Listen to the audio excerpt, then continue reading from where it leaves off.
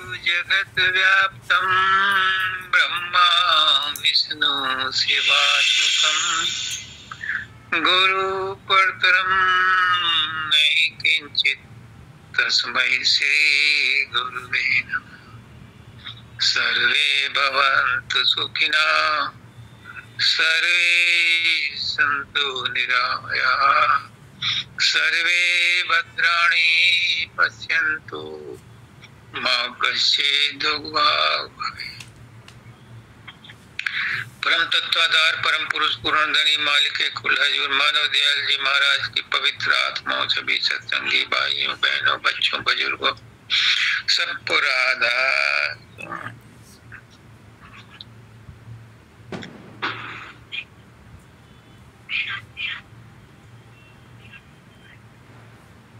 हमें अपनी गलती का एहसास हो रहा है।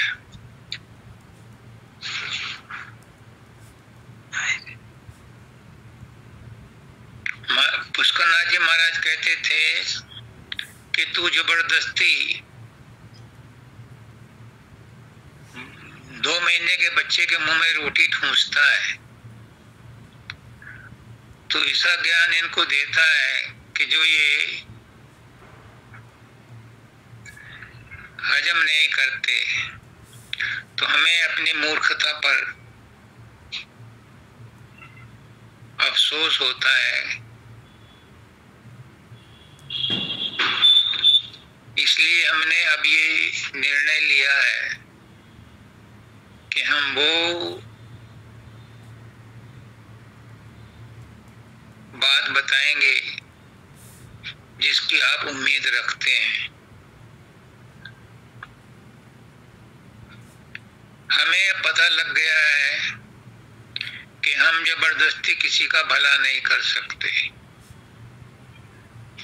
जबरदस्ती क्या, किसी भी तरह से हम किसी का भला नहीं कर सकते, किसी का भाग्य नहीं बदल सकते। जिसके जो भाग्य में है उसे मिल जाएगा। हम सिर्फ अपने प्रयासों से, हमारे प्रयास भी नहीं है, वो भी गुरु के प्रयास हैं। सिर्फ आपकी जो जिज्ञासा है उसको समझने में जो अज्ञान है और भ्रम है उनको दूर कर सकते हैं। बाकी तो सब आपका अपना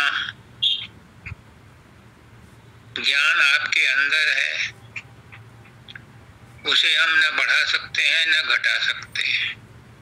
बस उसके ऊपर जो धूल पड़ी है वो गुरु के वचनों से दूर हो सकती है तो हो जाए। इसमें गुरु की बड़प्पन है, गुरु की बड़ाई है। हमें ये मालूम चल गया है कि जिसका भला होना है प्रकृति सक्षम है, उसका भला करा लेगी, किसी से भी करा लेगी, किसी को भी माध्यम बना लेगी। वो हमारा गुरु बोलता है। हम कुछ नहीं करते, हमारे अंदर हमारा गुरु बोलता है। जैसे रेडियो के अंदर बोलने वाला नहीं होता, कोई और ही बोलता है, वैसे ही हमारे अंदर भी हम नहीं बोलते, कोई और ही बोलता है। माता जी ने कहा ढूंढता फिरता है किसको, ढूंढ तू आप है। हम अपने आप से पूछते हैं। अब हम दूसरों को ज्ञान नहीं देते, अपने आप को ज्ञान देते हैं। उस ज्ञान से किसी का भला हो जाए, ये भी हमारे गुरु की मेहरबानी है। गुरु का बड़प्पन है कि हमें जो ज्ञान गुरु दे रहा है उसका कोई और फायदा उठा ले, तो ये भी गुरु की इच्छा है। हम अपने आप से पूछते हैं कि 43 साल हो गए तुझे ढूंढते ढूंढते, किसको ढूंढ रहा है? क्या मिला? नहीं मिला तो तेरा अभ्यास गलत है। 3-3 गुरुओं ने, 3 माओं ने तुझे जो ज्ञान दिया, क्या वो तेरी समझ में आया? सबने कहा कि तेरा गुरु और तू दो नहीं है, एक ही है। पुष्करनाथ जी तो हर हफ्ते में 2-3 बार लिख ही देते थे। पहले तो पत्राचार होता था मानव दयाल जी से और शब्दानंद जी से। बाद में पुष्करनाथ जी के साथ तो व्हाट्सएप चैट होती थी, तो उसमें हफ्ते में 2-3 बार लिख ही देते थे, राजेश तू और मैं एक है। मैं उनसे कोई समस्या पूछता था, कोई प्रश्न पूछता था, तो कई बार लिखते थे, तुझे मैं क्या सब बतलाऊं, तुझे सब कुछ तो बता दिया, तू और मैं एक है, अब इससे ज्यादा मैं तुझे और कुछ नहीं समझा सकता। तो फिर जब गुरु और शिष्य एक हैं तो किसको ढूंढता है? मैं खुद उसका जवाब देता हूं, हम खुद उसका जवाब देने का प्रयास करते हैं कि गुरु और हम तो एक हैं। ये तो विश्वास हो गया, लेकिन अभी अंतर है। क्या? गुरु स्वतंत्र है और हम मन के जाल में फंसे हुए हैं, बस इतना अंतर है। गुरु में और हम में अंतर नहीं है, एक ही जात है, एक ही वंश है, एक ही गोत्र है, लेकिन वो स्वतंत्र हैं, वो समुद्र है और हम बूंद हैं, हम बंधन में हैं, कीचड़ में फंसे हैं, मन के साथ बंधे हुए, तन के साथ बंधे हुए। वो स्वतंत्र है, इतना ही अंतर है दोनों एक ही। फिर एक लाइन आई है इसमें, गढ़ के मूर्ति पूजक बना क्यों आप? तूने जो मूर्ति बनाई, चाहे गुरु की बनाई,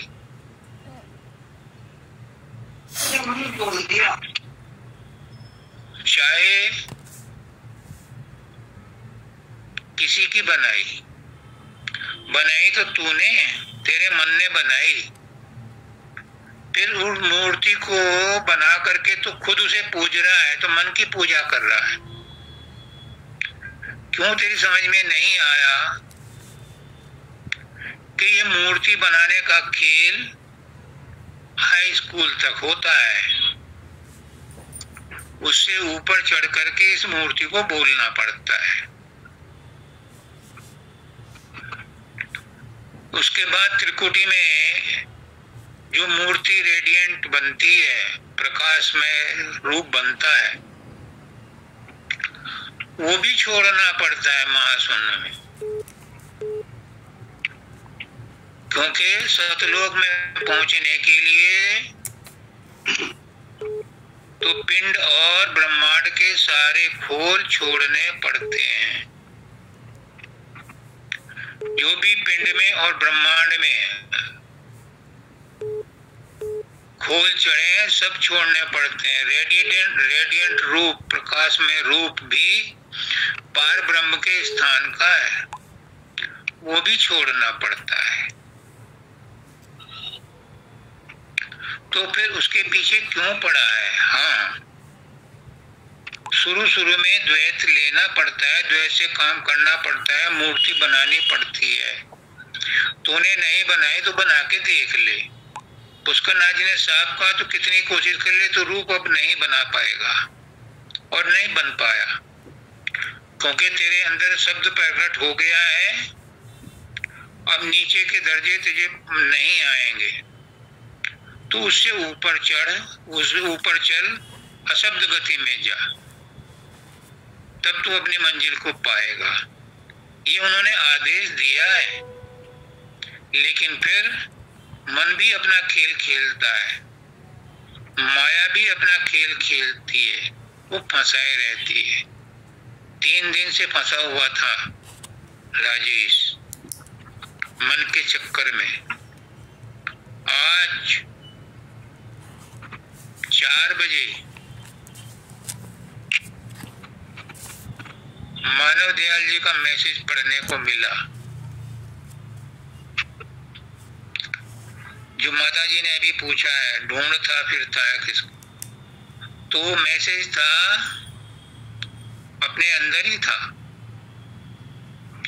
लेकिन गुरु का एहसान है सिर पर। उन्होंने कहा कि तू अपने ही कल्पनाओं में घिरा पड़ा है, अपने ही कल्पनाओं से दुखी है, तुझे दुख देने वाला कोई नहीं है, तू शेर का बच्चा है, अपने ही कल्पनाओं से, अपने ही विचारों से दुखी है।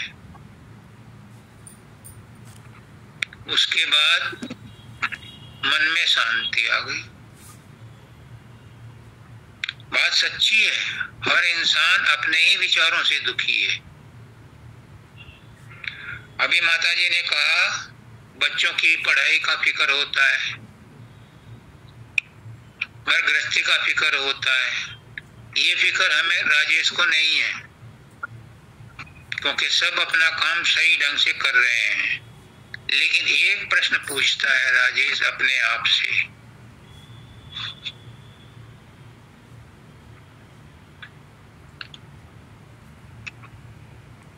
एक सत्संग में एक आदमी ने खड़े होकर पूछा कि गुरुदेव आप 1 घंटे से गुरु की महिमा गा रहे हो,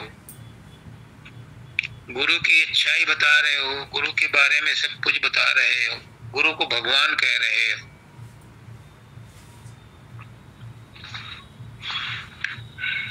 क्या गुरु के साथ जुड़ने से, गुरु से प्रेम करने से, गुरु से नाम लेने से हमारे बच्चे जो कमजोर हैं पढ़ाई में, वो उनकी बुद्धि तेज हो जाएगी? क्या हम मुकदमा जीत जाएंगे? क्या हमारी गरीबी दूर हो जाएगी?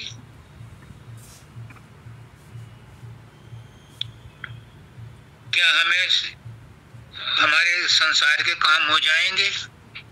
बच्चे की शादी हो जाएगी? हमारी नौकरी लग जाएगी?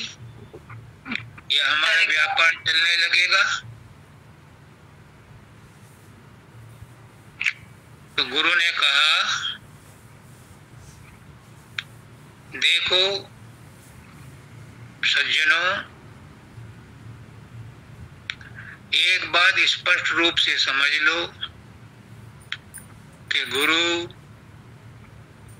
सांसारिक चीजों को देने के लिए नहीं आता,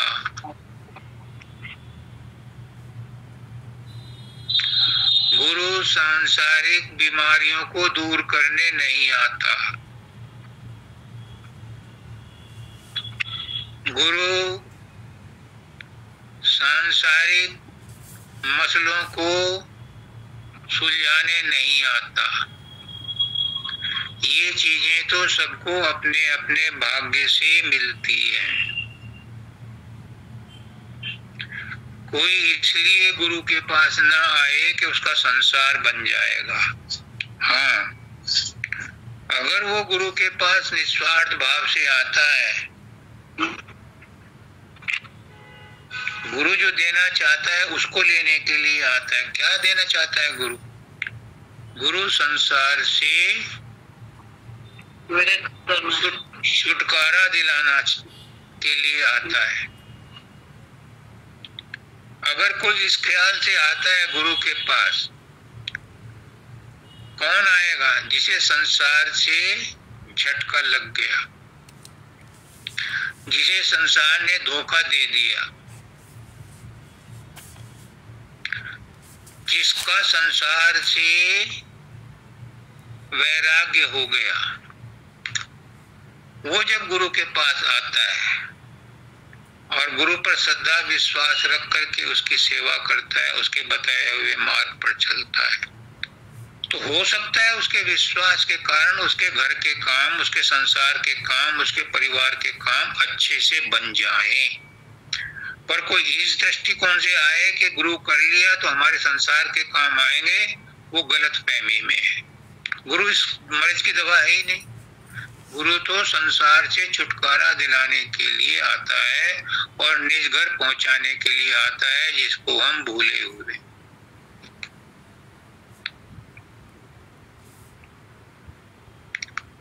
अभी आचार्य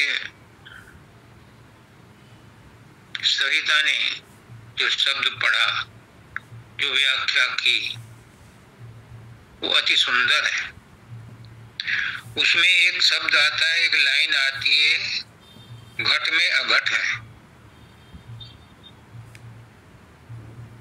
अपने घट में राधा स्वामी धाम है। हम अपने आप से पूछते हैं, अब हम अपने आप को ही सत्संग दिया करेंगे, क्योंकि कमी हमारे अंदर है, अज्ञान हमारे अंदर है। हम अपने आप को ही सत्संग देंगे, और हम नहीं देंगे, हमारा गुरु देगा, क्योंकि हम तो रेडियो हैं, फूल है, बोलता तो गुरु है।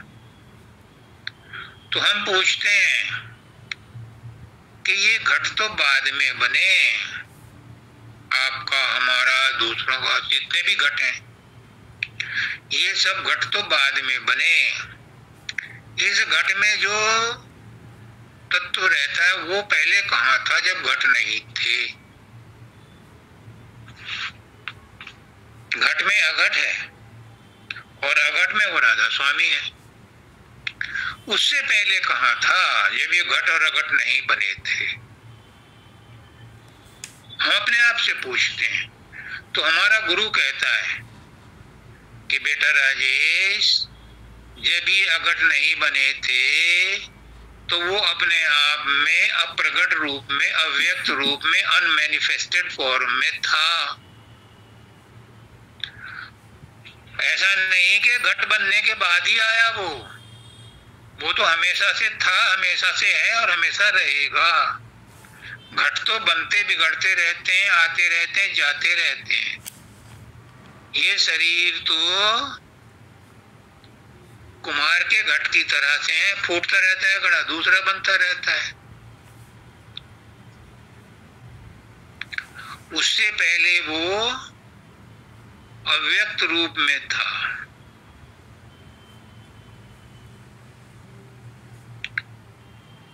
जब घट बन गया तो उस घट में आ गया। क्यों?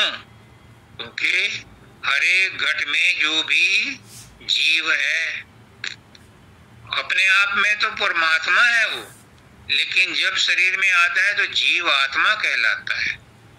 तो जिस घट में भी, जिस शरीर में भी जीव आत्मा आता है, वो अपने प्रारब्ध कर्मों की कमाई लेके आता है। अपनी इच्छाएं, वासनाएं, तृष्णाएं, जो कर्म है उसके अधूरे, उनको भुगतान करने के लिए, उनका लेन देन पूरा करने के लिए आता है, और इसीलिए उसे समाज, संसार, परिवार मिलता है। संसार में आता है तो उसके साथ में सारे संबंध बन जाते हैं, और वो संबंध वही होते हैं कि जो पिछले जन्मों में अधूरे रह गए थे। फिर इन्होंने कहा कि सफलता मिले ना मिले,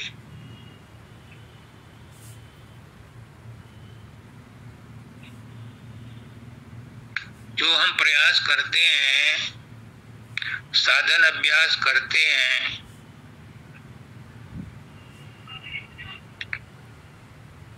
उसमें कहते हैं कि सफलता मिले ना मिले कोई गारंटी नहीं। लेकिन गुरु क्या कहता है? गुरु कहता है कि जिसने गुरु का हाथ पकड़ लिया, या जिसका गुरु ने हाथ पकड़ लिया, जो इस मत में आ गया, श्रद्धा और प्रेम से, विश्वास और लगन से जो गुरु से जुड़ गया, उसकी सफलता की गारंटी है, भले ही स्लो प्रोग्रेस हो। स्वामी जी महाराज कहते हैं, एक जन्म गुरु भक्ति कर, जन्म दूसरे नाम, और जन्म तीसरे मुक्ति पर, चौथे में बिसरा। इसका मतलब गारंटी तो पक्की है, सफलता तो मिलेगी। इस मत में आकर के कृष्ण भगवान कहते हैं अर्जुन को गीता में, जब अर्जुन पूछता है कि जो आदमी, जो भक्त आपकी साधना करता हुआ योग भ्रष्ट हो जाए।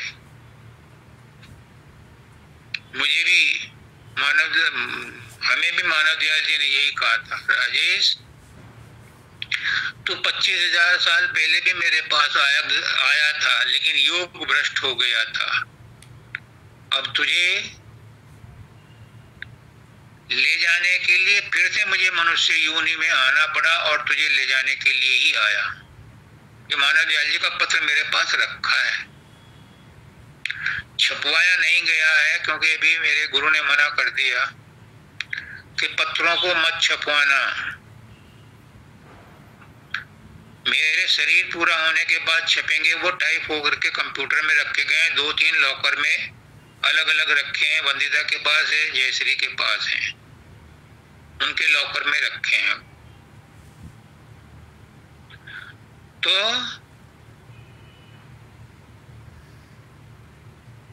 उन्होंने कहा है कि तुझे अगला जन्म नहीं लेना, तेरा आवागमन मिट गया।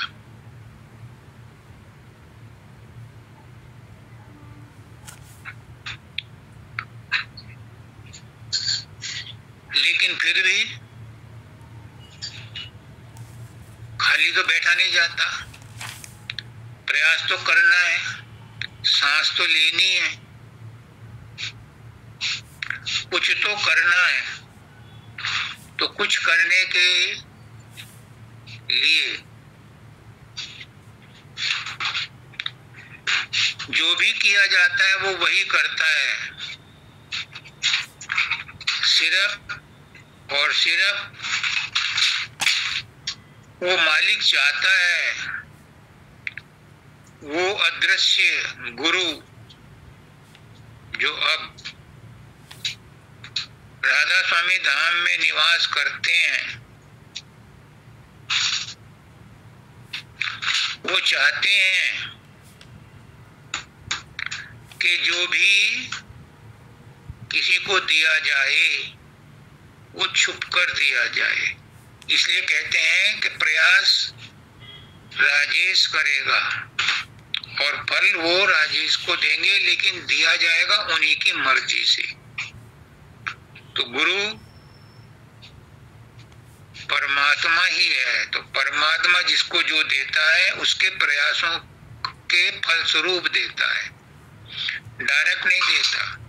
मृत्यु भी डायरेक्ट नहीं आती, वो ही बहाना लेके आती है। तो गुरु कहता है, परमात्मा कहता है कि तुम प्रयास करो, फल वो देगा, लेकिन कब देगा, कितना देगा, ये उसके अख्तियार में। तुम इसकी चिंता छोड़ो, फल की चिंता मत करो, फल मिलेगा। लेकिन गुरु ने राजेश को क्या कहा कि तू फल की चिंता मत कर, फल तू अपना गुरु को अर्पण कर दे। जब गुरु को फल अर्पण कर दिया तो कभी मिले, गुरु जाने, गुरु का काम जाने। हम तो लापरवाह हो गए, बेपरवाह हो गए, कर्म कर दिया, गुरु ने करवा लिया, फल उसके अर्पण है, जब होएगा तब उसको मिल जाएगा। तो ये आज एक अच्छा हुआ, गुरु की मर्जी, गुरु की मौज। गुरु ने हमें जो आदेश दिया था वो आज से लागू हो रहा है। 2021 में उन्होंने कहा था कि जिसको कोई भ्रम हो, कोई प्रश्न हो, वो राजेश से पूछ ले। तो आज आचार्य राधा ने हमसे कहा कि महाराज जी इस शब्द का भेद बता दो। कुछ कुछ समझ में आया, बाकी आप बता दो। तो आज से हमारी ड्यूटी शुरू होती है। अब तक जो था वो हमारा अहंकार बोलता था, आज से हमारी ड्यूटी शुरू होती है। गुरु आज से अपना काम करवाने के लिए रेडियो में बोलेगा। क्या है वो शब्द? तेरा भेद न जाने हाय, जगत धोखे में रहा। मालिक का भेद नहीं मिला। सारा जगत, ऋषि मुनि, पीर पैगंबर सब धोखे में ही रहे। सब असत को सत मान करके ही जीते रहे। इस संसार में देखो मजे की बात, त्रेता युग में रामचंद्र जी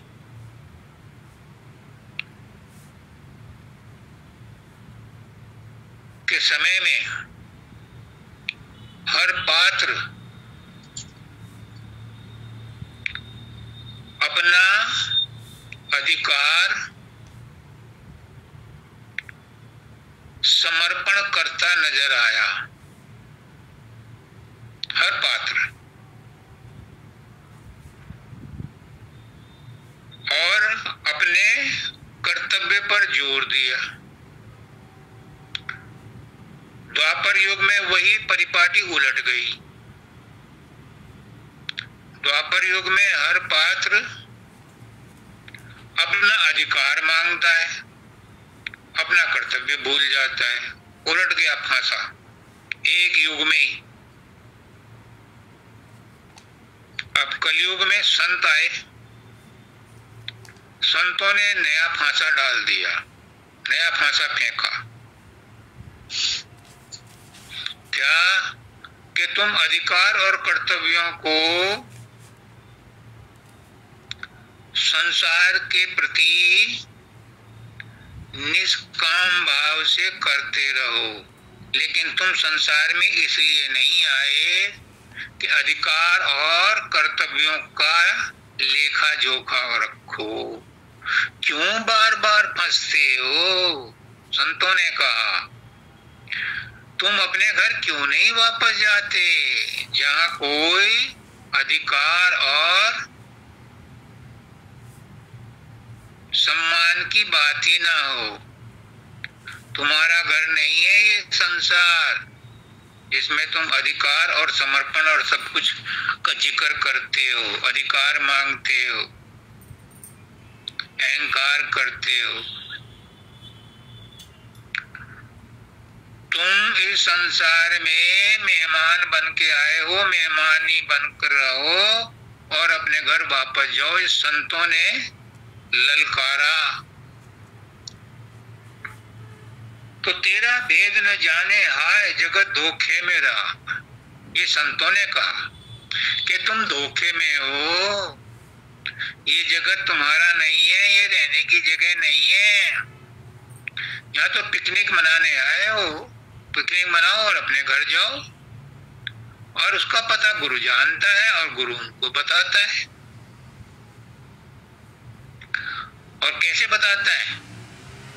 नाम दान तो देता है, लेकिन साथ में प्रिकॉशन बताता है कि ये नाम जो दे रहा है गुरु,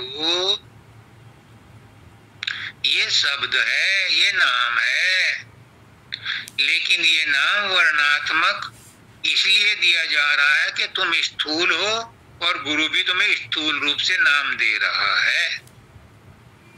पर ये नाम सूक्ष्म है और कारण रूप है। तुम सूक्ष्म बनो और कारण रूप बनो,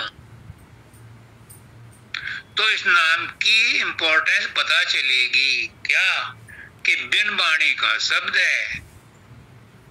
ये शब्द तो है लेकिन वाणी से बोलने वाला नहीं है। ये धुनात्मक है। वर्णात्मक तो बताया गया है, पर ये धुनात्मक है और बिन अक्षर का है। ये बोलने में भी नहीं आता, लिखने में भी नहीं आता। ये तो धुनात्मक है, अंदर में धुन हो रही है, उसे सुना जाता है। और कहां से सुनोगे? बाह्य उपकरण काम नहीं आएंगे।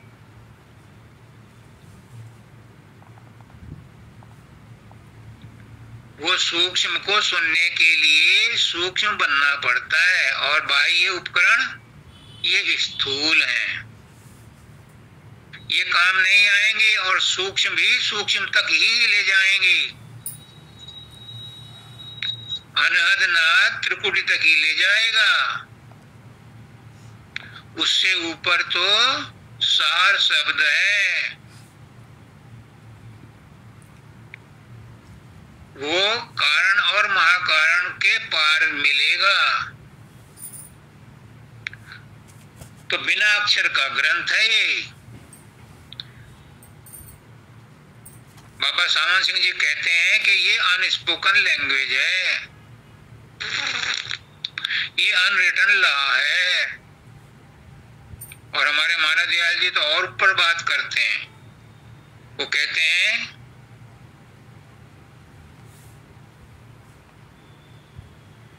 कि ये ऐसा साज है जो बज रहा है रात दिन फिर भी नहीं आवाज है।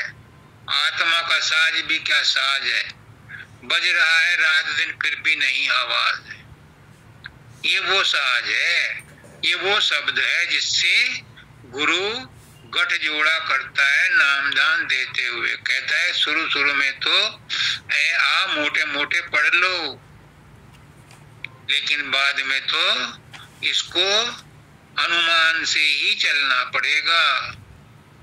ये धुन सुन करके मन पतियाई, धुन सुन करके मन भी बस में आ जाता है। और ये मन बुद्धि का विषय नहीं है, क्योंकि मन बुद्धि भी सूक्ष्म है, मन का ही हिस्सा है। मन बुद्धि चित्त अहंकार, ये इनके समझ में नहीं आता। वो जो धुनात्मक नाम है, जो वहां पहुंच जाता है, जो सुनता है, उससे पूछो उसका स्वाद। मैं कितना ही, हम कितना ही इस पर लेक्चर देते रहें, घंटे बीत जाएंगे, दिन बीत जाएंगे, लेकिन अंधे को, हम अंधे हैं, गुरु हमें कितना ही समझा दे, अंधे को किसी भी चीज के बारे में कितना ही समझा दो, उसे पूरी तरह से समझाया नहीं जा सकता। क्योंकि जो भी उदाहरण आप दोगे वो उनके बारे में जानता ही नहीं, देखा ही नहीं उसने। तो उसके बारे में, धुनात्मक नाम के बारे में कितना ही शब्दों से बोल लो, वो समझ में नहीं आ सकता, उसका अनुभव नहीं हो सकता। वो तभी होगा जब गुरु के बताए हुए मार्ग पर, गुरु के रास्ते से उसकी हिदायतों को मानते हुए चलते हैं, तो खुद उसका अनुभव होता है। खुद खाओ और जान जाओ। वर्णन करने में नहीं आता, मनवाणी से परे है तू, मनवाणी की वहां तक पहुंच ही नहीं है। कौन इसको पकड़ सकता है? ये पकड़ में नहीं आता, ना ही कोई इसकी गम है। ये अगम है, अपार है, अगाध है, अनाम है, क्योंकि ये परमात्मा ही है। वो शब्द परमात्मा का ही रूप है, और परमात्मा भी अगाध है, अनाम है, अपार है, अनंत है। उसी प्रकार से वो शब्द भी अपार है, अगाध है, अनंत है, अव्यक्त है, अनुपम है, अद्भुत है। उसका वर्णन नहीं किया जा सकता, परमात्मा का वर्णन नहीं किया जा सकता। ये अनुभव से संबंध रखता है। और अनुभव भी किसका? अनुभव भी वो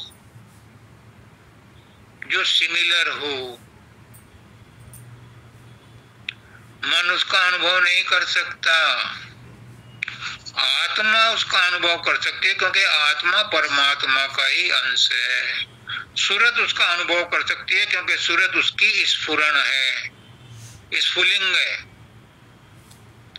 सूरत उसको सुन सकती है, क्योंकि सूरत ही वो इको है जो शब्द से निकल रही है, और किसी के बस में नहीं है वो सुनना।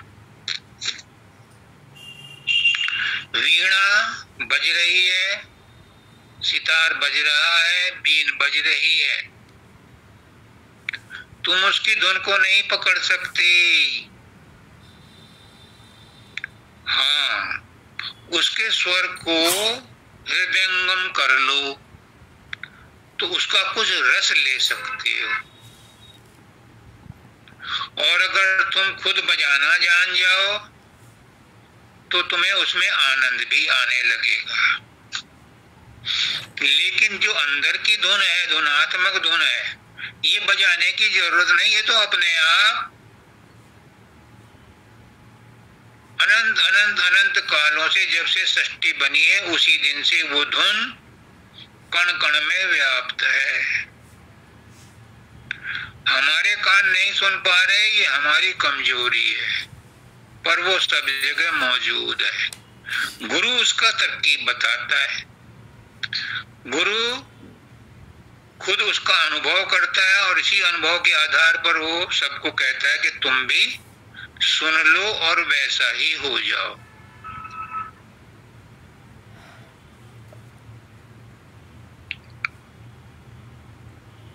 वो ऐसा अनुभव है, वो ऐसा रस है कि बिन पानी के भिगो देता है, बिना आवाज के आकर्षित करता है, बिना तरलता के अमृत का स्वाद देता है।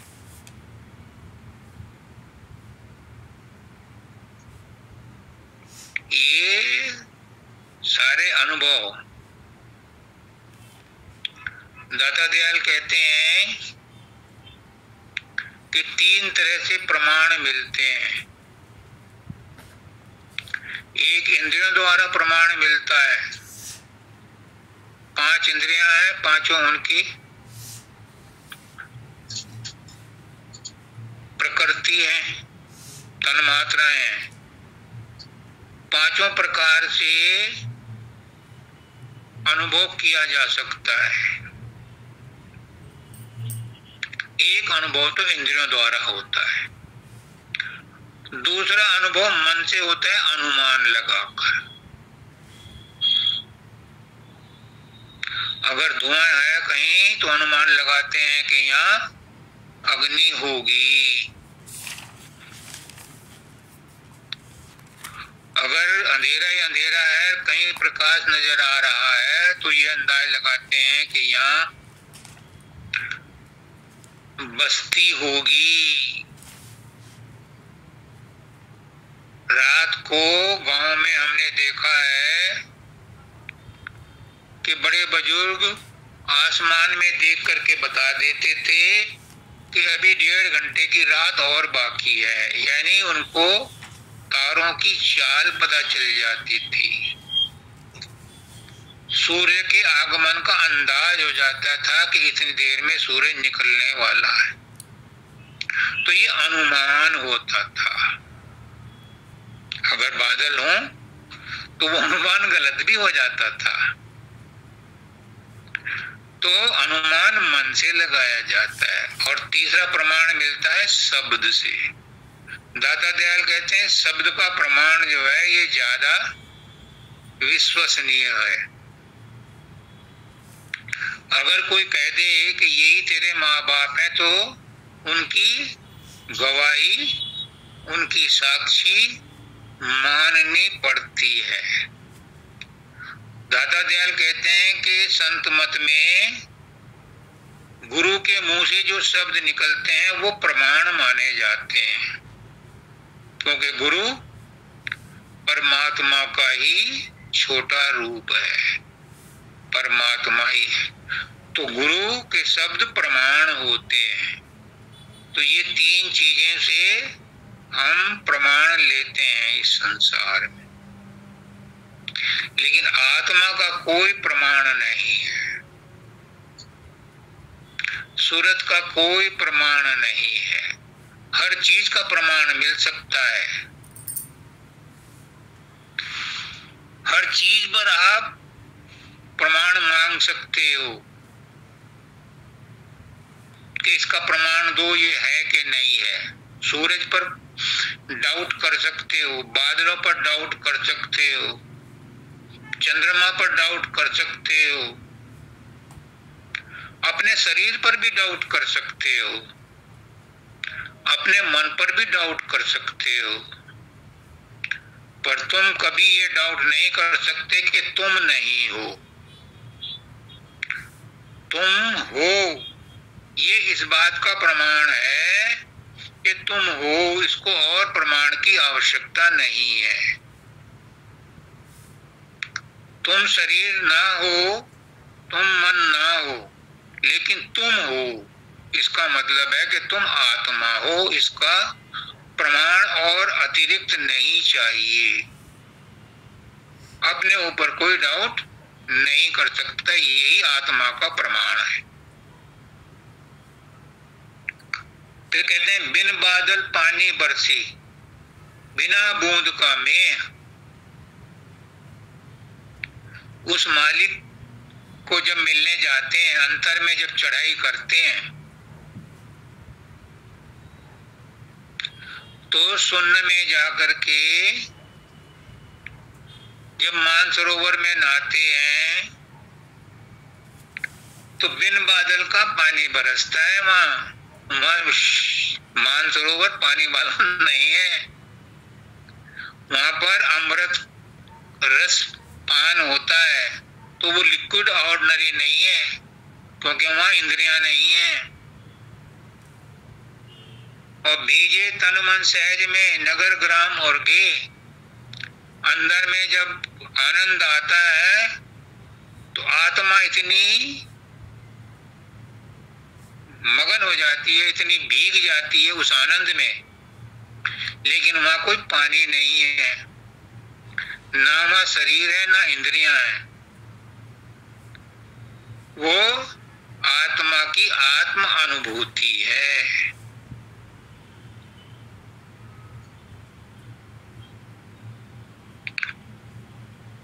चहुं ओर बरसा घटा छाई है महा, वह आनंद ही आनंद मिलता है महाशून्य में। मन अलसाना अमन बन, मन त्रिकुटी में अमन हो गया, शांत हो गया, सुमन हो गया, अपने निज ग्रह में, अपने निवास स्थान में, अपने जन्म स्थान में रम गया, यानी ब्रह्मांडी मन में लय हो गया। उसका इंप्रेशन है, अभी सुनने में भी है, क्योंकि अभी उससे काम लेना है, तो वो रहेगा। और बुद्धि बनी अबुद्ध, बुद्धि भी मां अबुद्ध हो जाती है, वो ज्ञान भी बुद्धि का छूट जाता है, क्योंकि ये ज्ञान जो शून्य का ज्ञान है, असली ज्ञान है, ये परमात्मा का ज्ञान है। यहाँ बुद्धि काम नहीं करती, वो बुद्धि अबुद्ध हो गई, वो ज्ञान संसार का रखती है। मन भी संसार के बारे में ही सोचता है, कल्पना करता है। यहाँ पर उनकी नहीं चलती। अब यहाँ आत्मज्ञान शुरू होता है। चित अचेत, चित भी मन बुद्धि चित अहंकार, चित भी अचेत हो जाता है, यानी चित का चिंतन भी छूट जाता है, उसकी कॉन्शियसनेस भी छूट जाती है चित की। कैसे पावे शुद्ध, उसमें शुद्ध बुद्ध रहती नहीं। महाशून्य में तो बिल्कुल ही वो एकदम बेसुध हो जाता है, बेहोश हो जाता है महाशून्य में, क्योंकि 10वां द्वार पार कर लिया। 10वें द्वार के बाद पर ब्रह्म में पहुंच गए, उसके बाद तो एक ही लंघना है। सतलोक में जाने के लिए फिर एक ही बचता है, भंवर गुफा। तो इसलिए वहां की शुद्ध बुद्ध जो अब तक थी, कहते हैं कि उस सबको भूल जा। भूल क्या जा, वह बुला दिया जाता है, वह अपने आप ही भूल जाता है। ऐसा लगता है कि ये सब मन के द्वारा किया गया था। महासुन में लगता है ये सब आत्मा के द्वारा किया गया था। देखो दोनों में फर्क पड़ जाता है। त्रिकुटी में लगता है कि अब तक जितना किया वो मन ने किया था और मन शांत हो जाता है। शून्य महाशून्य में ऐसा लगता है कि सब आत्मा ने ही किया था, आत्मा का खेल था, आत्मा मगन होती है कि सब मैंने किया था। और भूमर गुफा में तो कहती है मैं वही हूं, मैं वही हूं, यानी उसके अभी अंदर अहमपना है। वो ये शायद सोचती है कि सब मैंने ही किया, मेरे ही प्रभाव से हुआ है, मेरे ही करंट से हुआ है, मन ने मेरे ही करंट से, मेरी शक्ति से किया है। और सतलोक में जाकर के वो कहती है ये किसी ने नहीं किया था, तो खेल था, नाटक था। इतना फर्क पड़ जाता है सतलोक में जाके कि ये सब तो नाटक था, ये सब तो खेल था, किसी ने भी कुछ नहीं किया। नहीं सूझे जतन उपाय, किसने मरम लगा। वहां कोई जतन उपाय नहीं पता चलता, ना उसका भेद पता चलता है। ये भेद सदगुरु को पता है और सदगुरु ही बता देता है। और जब सदगुरु भेद बता देता है तो बाबा फकीर कहते हैं कि चेले में और गुरु में इतना ही अंतर है कि गुरु में ज्ञान है, गुरु सुलझा हुआ है। चेले में ज्ञान नहीं है, या चेले का ज्ञान उभरा नहीं है। जब गुरु अपना ज्ञान उसके अंदर उंडेल देता है, या गुरु अपने वचनों से उसके अंदर में भ्रम मिटा देता है, अज्ञान मिटा देता है, तो चेला भी गुरु हो जाता है। वो वही हो जाता है जो पहले था, लेकिन भूल भ्रम में अपने को अज्ञानी समझ रहा था। 3 दिन से हम भी परेशान थे, लेकिन 4:30 बजे जब आज मैसेज आया कि ये सब मन की कल्पना है बेटा, इनसे बाहर निकल, तुम्हें आज बोलने की, तो आज हम बोलने की अवस्था में आपको गुरु का वचन फरमा रहे हैं। आगे कहते हैं नेति नेति कोई कहे, एति एति कहे कोई।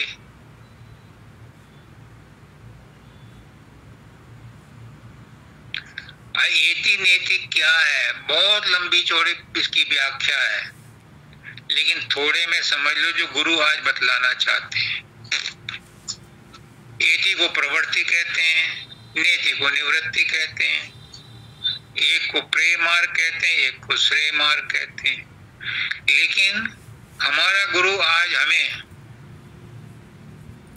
बड़े सरल स्वभाव से, पुष्करनाथ जी बड़े सरल भाषा में, सरल स्वभाव से समझाते थे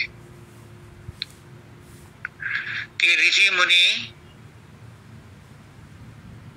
ऋषियों ने तपस्या की, अनुभव किए, और अपने अनुभव वेदों में, उपनिषदों में लिख गए।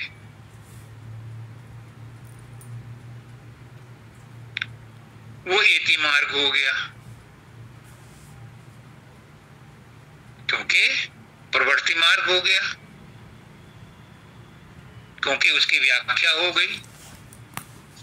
और मुनि लोग जो थे वो शांत रहते थे, वो ज्ञानी बन गए, उन्होंने कुछ नहीं बोला, तो नीति मार्ग हो गया।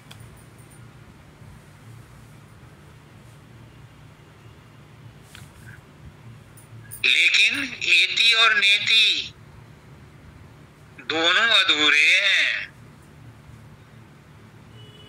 हद बेहद के परे ठिकाना तेरा इस कल पसारा है। हद टपे सो औलिया बेहद टपे सो पीर, और हर बेहद दोनों टपे ताको कहें फकीर। ये एति और नेति भी संसार है, ये एति और नेति भी भ्रम है। वो मालिक तो इनसे परे है, और वो क्या है? वो तुम खुद हो। ढूंढो अपने आप को, ढूंढता फिरता है किसको? ढूंढ तू वो आप है।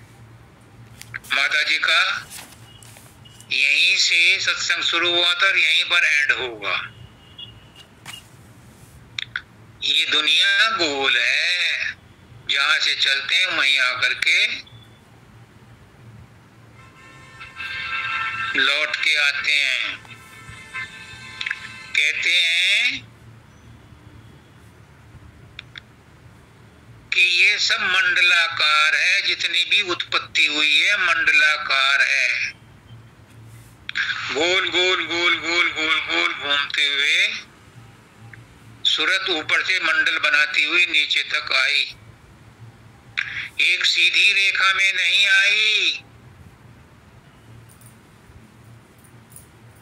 मेरा गुरु कहता है सीधी रेखा में नहीं आई, मंडल बनाते हुए आई। अगर सीधी रेखा में होती, उतार या चढ़ाव अगर सीधी रेखा में होता,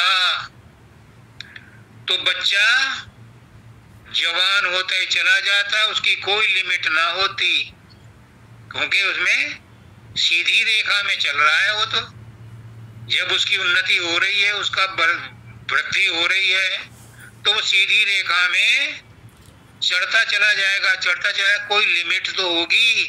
तो परमात्मा ने इसीलिए सोचा था कि सीधी रेखा में नहीं करनी, उसे गोल गोल घुमाना है। तो क्या किया?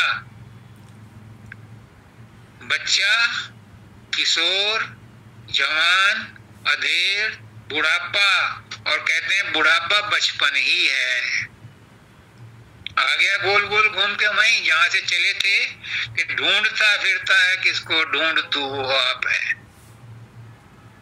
जो नहीं समझा तो ये हृदय का ताप है। अगर इसको नहीं समझा, गुरु ने इतना समझाया अभी भी नहीं समझा, तो ये तेरे अपने मन का भ्रम है, ये तेरा अपनी कमी है। गुरु ने कोई कसर नहीं छोड़ी, कोई गुरु कमी नहीं छोड़ता, अपने से ज्यादा बता करके जाता है। और हर गुरु चाहता है कि उसके आने वाला, उसका हर शिष्य उससे ज्यादा ताकतवर हो, उससे ज्यादा ज्ञानवान हो। ये बात सिर्फ गुरु के निस्वार्थ भाव में होती है, कोई ऐसा निस्वार्थी और नहीं होता। गुरु ही निस्वार्थी होता है। वो चाहता है कि उसके चेले, उसके शिष्य सब उस जैसे हो जाएं। अपने से ज्यादा ज्ञान देता है वो, अपने से ज्यादा उनको मान देता है, सम्मान देता है।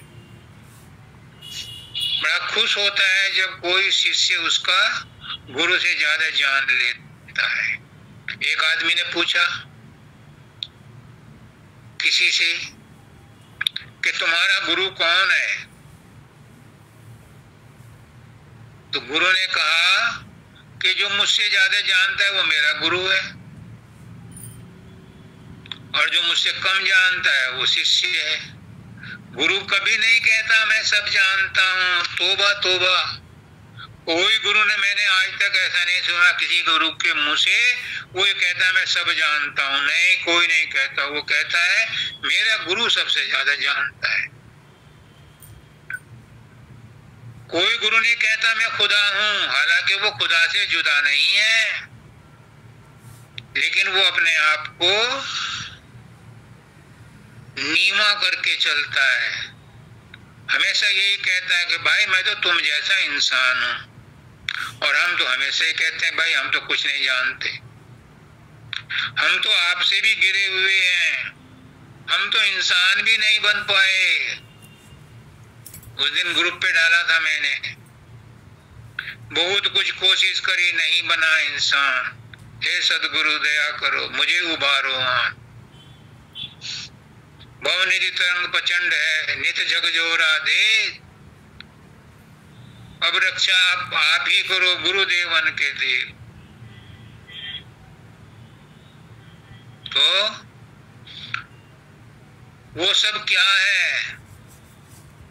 वो सब आपके अंदर ही छुपा है।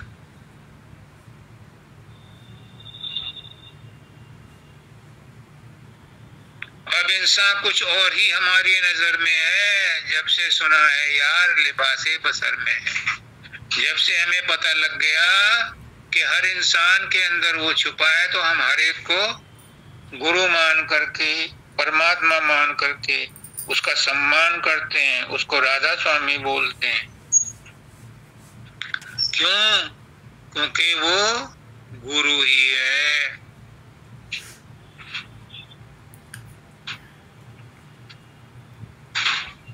जब सतगुरु भय सहाय राधा स्वामी चरण गहा। राधा स्वामी ने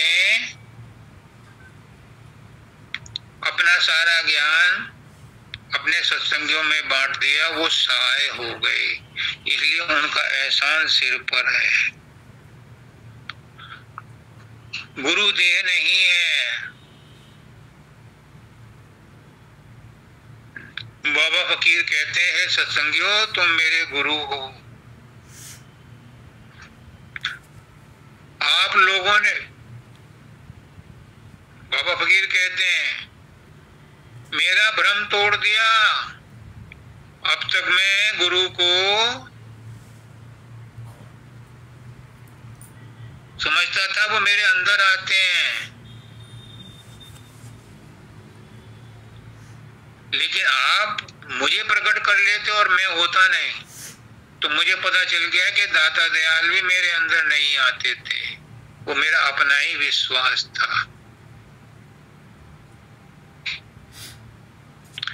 तो आप सबके अंदर भी वो परमात्मा पूर्ण रूप से विद्यमान है।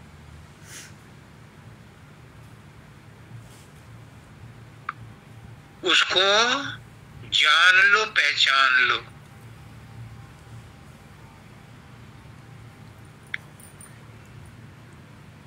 अभी मान लो, फिर देर हो जाएगी, क्योंकि